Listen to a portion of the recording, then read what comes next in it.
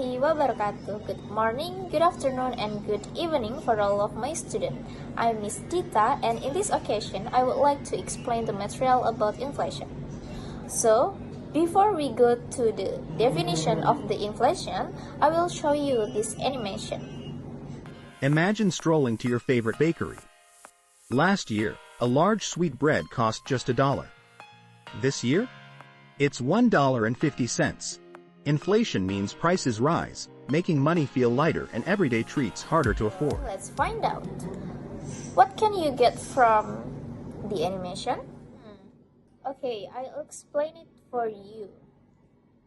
The first is definition about inflation.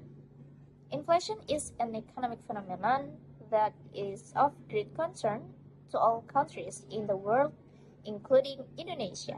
According to the Central Statistic Agency, inflation is a tendency to increase the price of goods and services in general that continues in an economy. If the price of goods and services in the country increases, then inflation will be increased.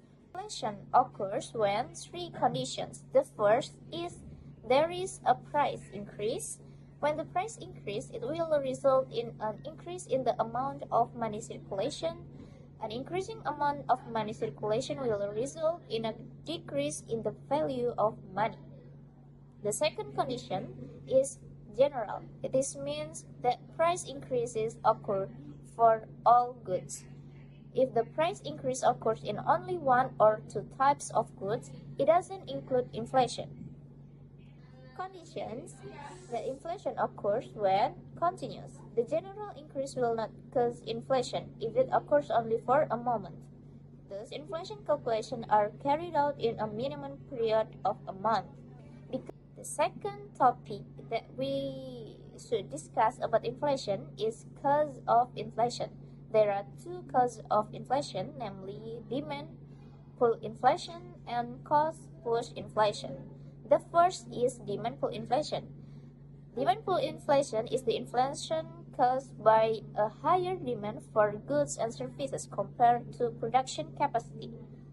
In other words, the supply of goods is less than the demand, which ultimately makes the price even higher. This is reflected in the behavior of price formation at the producer and trader level, especially in the run-up to religious holidays such as Eid, Christmas, and New Year. The second cause of the inflation is cost push inflation. This inflation is caused by an increase in production cost. For example, due to an increase in fuel or an increase in labor wage. In addition, the factors that cause cost push inflation are exchange rate depreciation, an increase in commodity price regulated by the government, and the occurrence of stock shortage due to the natural disaster and disruption in distribution. The third topic that we should discuss in this inflation is how to calculating the inflation. So one of the indicators that can be used to calculate the inflation rate is to use the Consumer Price Index or CPI, or in Indonesian you can call it IHK or Index Harga Konsumen.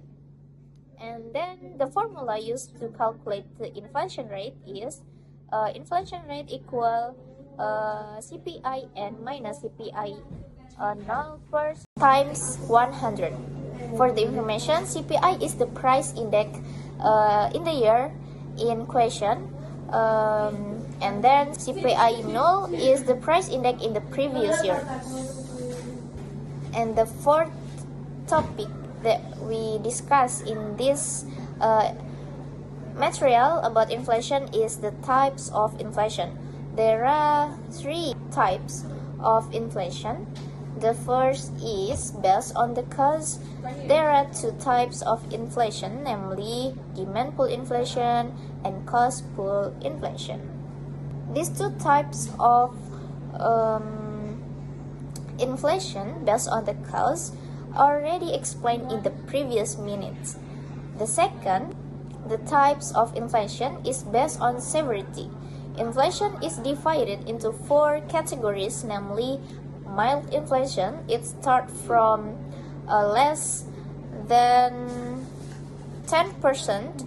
The second is moderate inflation. It starts from 10% until 30%. The third is severe inflation. It starts from 30% until 100%.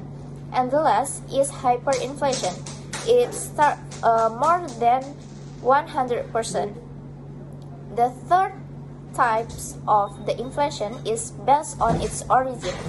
Inflation consists of domestic inflation and import inflation. Domestic inflation is a type of inflation that occurs due to the deficit of the state budget, which is overcome by printing new money. When the government prints new money, it will result in an increase the amount of money circulation, so that the value of money will decrease. 5 is about impact of inflation. The economy of a country basically still needs inflation at a reasonable level as an effort to increase economic growth. A low and stable inflation rate is prerequisite for a country's economic growth. Therefore, inflation is important to control because high and excessive inflation rates will have a negative impact on society and can damage a country's economy in the long run. The impact of inflation in general includes 5 of impact of inflation. The first is falling currency value. The second is the decline in people's real income has led to a decline in people's living standards. And third is uncertainty for business actors. The fourth is it makes it difficult for people to make decisions in consumption, production, and distribution, thus hindering economic growth. The last, in addition to having a general impact, inflation can also have a special impact. At a high inflation rate, inflation will have a very bad effect on the economy.